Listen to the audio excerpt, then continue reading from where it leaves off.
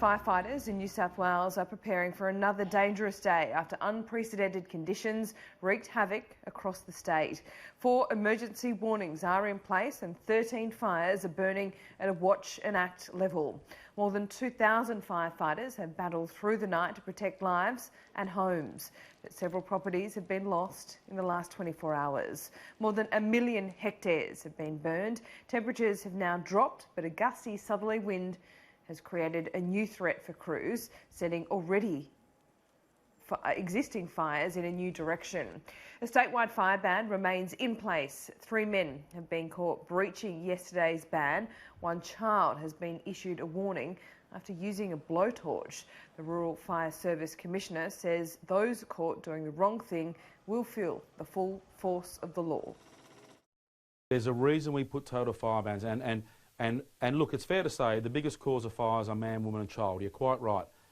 That doesn't mean they're all deliberate, they're all malicious. Clearly, a lot of them are accidents or negligence, which is why we put total fire bans in place. We want to limit ignitions when conditions are bad. It's why we've got the toughest penalties in place, because lighting fires deliberately, lighting fires maliciously with the intent to impact your community, to endanger firefighters, to endanger communities, it's a heinous crime. We've got the toughest penalties available. We've got the best police, the best investigators, and if you are going to do that, then you deserve to have the full weight of the law thrown against you, and you deserve to spend time in jail. How dare you threaten our men and women who are out there desperately trying to save their community and the communities of strangers, and how dare you put people in harm's way unnecessarily. We've seen in the last few weeks, fires are real business. They're deadly business. They're damaging and destructive things once they take hold in a landscape. How dare we contribute to that problem?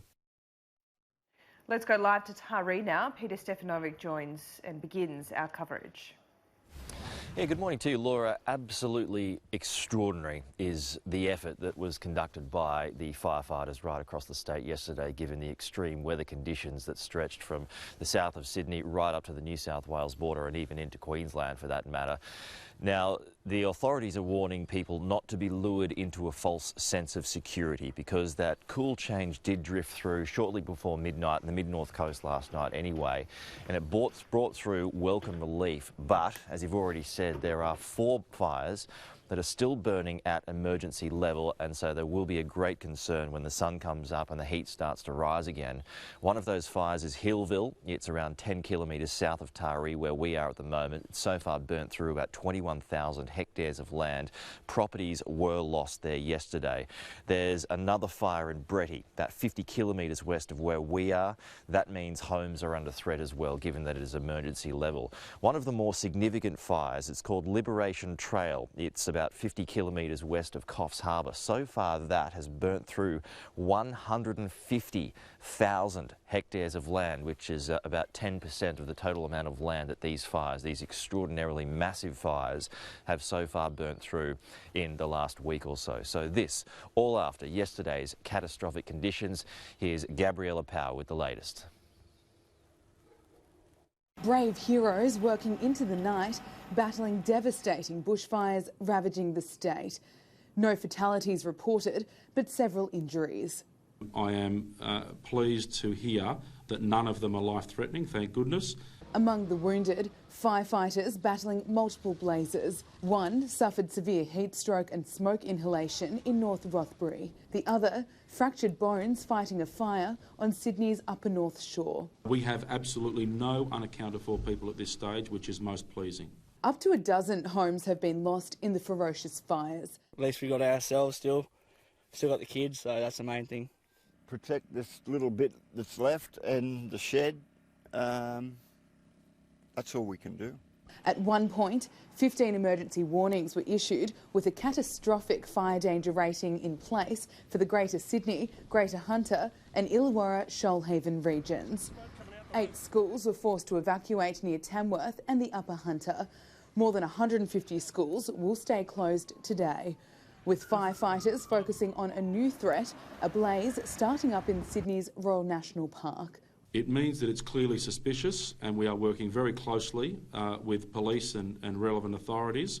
The fire threat is far from over. The Rural Fire Service is warning more dry and windy days are ahead. A week-long state of emergency is in force. A total fire ban is in place. 18 evacuation centres are open for those who have been forced to flee their homes. Gabriella Power, Sky News. Now, despite those unprecedented catastrophic conditions that were in place in the Greater Sydney area, there wasn't the catastrophe that may have been feared by the authorities, but it could have been close, and it almost was, with a fire that broke out in Turramurra, on the outskirts of Sydney, and authorities have mentioned that it may well have been deliberately lit, as we heard from the Commissioner a short time ago. Here's Charlotte Mortlock. The fire at Canoon Road here in South Turramurra flared up quickly where homes were attacked by embers. The alarm was raised and it didn't take long for RFS and fire and rescue personnel to jump into action, using every resource to protect homes dangerously close to the bushfires. And directly in front of our house there was just smoke, like black smoke going up in the air. And I called my mum and I was like, Mum, what do I do? And then I called the fire brigade. They were running into our house and they were like, get out of the house. And so I grabbed like our documents and pretty much like chucked it in the car and drove. As dozens of firefighters swarmed on the upper North Shore, one was injured in the commotion, suffering a fractured arm and ribs. The western suburbs were the hottest part of Sydney, the mercury hitting 37 degrees. A small fire also spread to a cactus nursery in Landilo, damaging 2 sheds. I walked back out from inside, smelt smoke and everything was just up in flames. I panicked. A passerby had already called the local fire brigade. They responded within minutes and the fire was only a matter of metres from the house. It was scary.